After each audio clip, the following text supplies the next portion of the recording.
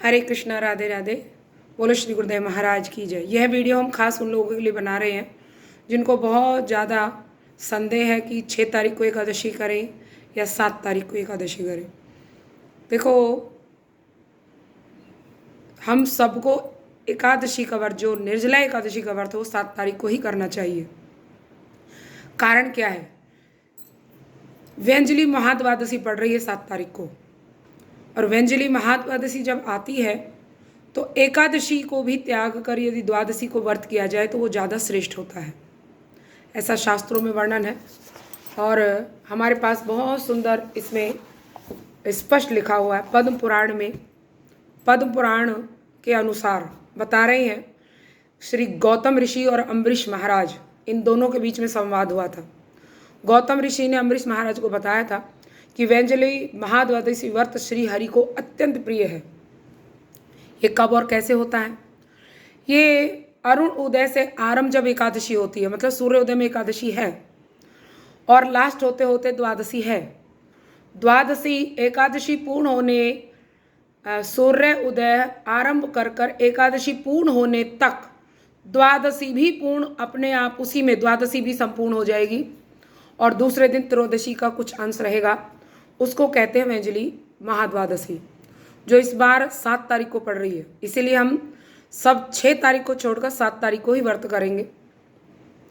ऐसी अवस्था जब होती है, जब इस प्रकार से ये तिथियां मिल जाती हैं आपस में 3, तो फिर उस अवस्था में एकादशी को त्याग कर उक्त द्वादशी का ही उपवास करना चाहिए। दूसरे दिन फिर हम जैसे कि 7 तारीख को व्रत रखकर 8 तारीख को पारण करेंगे। जो 8 तारीख को पारण करेंगे वो 7 बजे से पहले पहले ही कर लेंगे। और यदि किसी कारण, जैसे कोई अपने गुरुदेव से दीक्षित है और गुरुदेव के से दीक्षित होने के कारण यदि आपके गुरुदेव 6 तारीख को करते हैं तो आप अपने गुरुदेव के साथ इस एकादशी को कर सकते हैं। लेकिन आप किसी गुरु परंपरा से नहीं जुड़े हुए हैं तो आपको 7 तारीख को ही एकादशी का व्रत पालन करना चाहिए, क्योंकि ये ज़्यादा श्रेष्ठ है। श्रेष्ठ तो अपने आप में सभी एकादशियाँ हैं, परंतु ये महाद्वादशी जो त्रिस्पर्शा है, 3 तिथियां आपस में मिल रही हैं, ये 7 तारीख को ही है। तो आप 7 तारीख का व्रत कीजिए और इसमें कोई शक नहीं है, आपको ज़्यादा लाभ मिलेगा। और 7 तारीख को व्रत कर 8 तारीख को अपना पारण कीजिए। बहुत लोगों का प्रश्न है कि किस प्रकार से करें, कैसे करें। तो निर्जला एकादशी करने के कुछ नियम हैं। देखो, निर्जला एकादशी करने से एक दिन पहले ही हमें भोजन त्याग देना चाहिए, मतलब शाम का वक्त भोजन हमें नहीं करना चाहिए। कारण इसका कि अगले दिन आपको प्यास कम लगेगी, क्योंकि अन्न जब पेट में होता है तो प्यास कम लगती है। तो जैसे कि जो 7 तारीख को व्रत रखेंगे, कल 6 तारीख के शाम को अन्न वो ना खाएं तो ज़्यादा अच्छा होगा। हम आपको श्रेष्ठ चीज़ बता रहे हैं।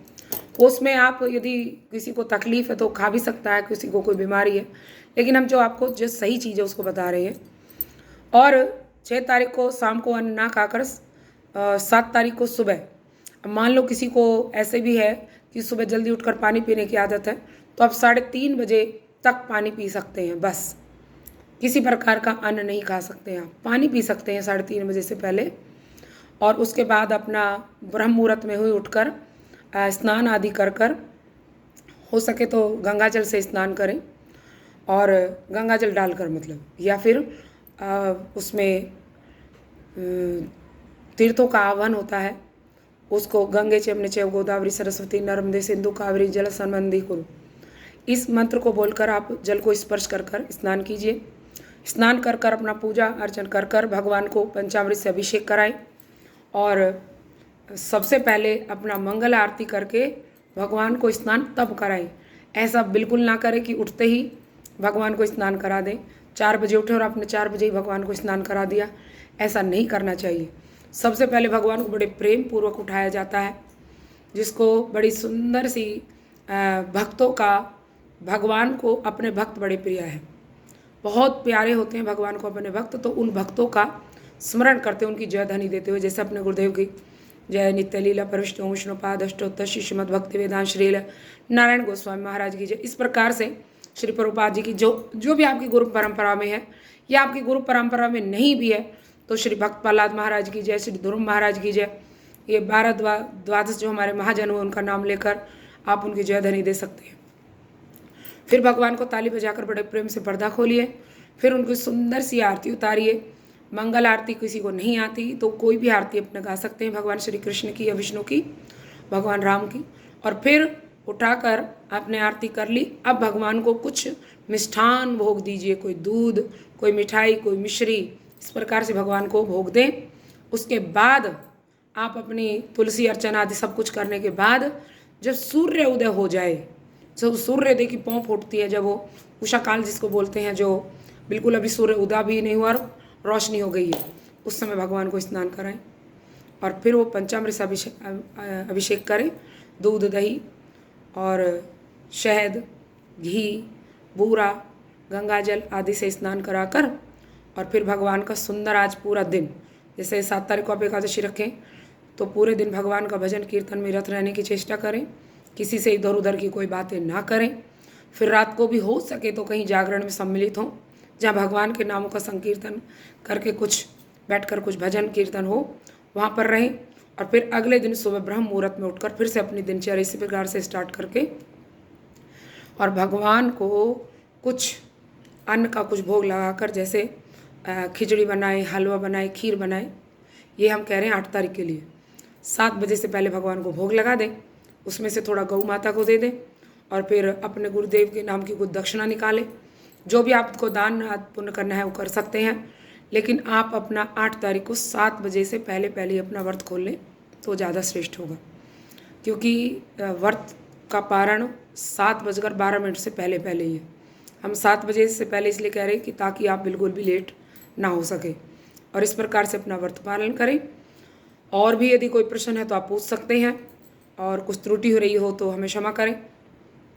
जो गुरु परंपरा से जुड़े हैं वो 7 तारीख को ही करेंगे व्रत, क्योंकि सभी वैष्णव परंपरा, हमारे बाके बिहारी सब जगह 7 तारीख को एकादशी हो रही है।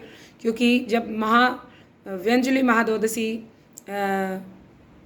आती है, उस समय जब आती प्रकट होती है तो एकादशी को त्याग कर महाद्वादशी का व्रत करना ज़्यादा श्रेष्ठ है। ऐसा हमारा श्री पुराणों में ये ऐसा विधान है, ऐसा बताया गया है। और आपने जैसे सुना कि गौतम ऋषि और हमारे अम्बरीश महाराज, इन दोनों के बीच अम्बरीश महाराज वह हैं जिनका श्रीमद् भागवतम में भी एकादशी के बारे में कथा आती है, जिनके लिए साक्षात भगवान ने दुर्वासा ऋषि को दंड दिया था।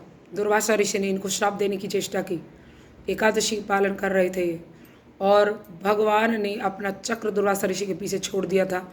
ये वही अम्बरीश महाराज हैं जिनसे गौतम ऋषि कह रहे हैं, क्योंकि एकादशी हर बार करते थे।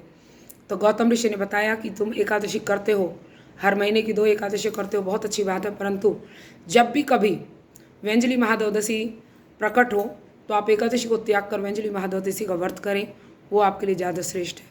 अम्बरीश महाराज गृहस्थ थे, जैसे हम सब गृहस्थ हैं, तो हम सबको भी उसी निर्देश को पालन करते हुए 7 तारीख को ही व्रत रखना है।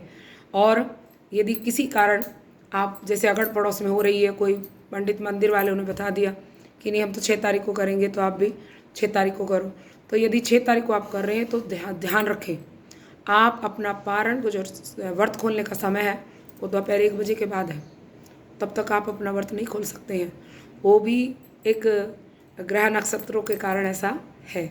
तो आप ध्यान रखें हमारे हिसाब से, तो क्योंकि हम अपने गुरु परंपरा से जुड़े हैं, और हमने शास्त्र में भी देखो ये आपको बड़ा सुंदर उदाहरण दिया कि गौतम ऋषि साक्षात स्वयं अम्बरीश महाराज को बता रहे हैं। तो 7 तारीख को ही व्रत करें, किसी भी प्रकार के किसी के भी कहने में बिल्कुल ना आवे। 7 तारीख को व्रत करें और 8 तारीख को अपना 7 बजे से पहले पहले पारण करें। हरे कृष्णा, राधे राधे। इसकी कथा भी हम आपको कल डाल देंगे। बोलो श्री गुरुदेव महाराज की जय, बोल गंगाधर शहरा की जय।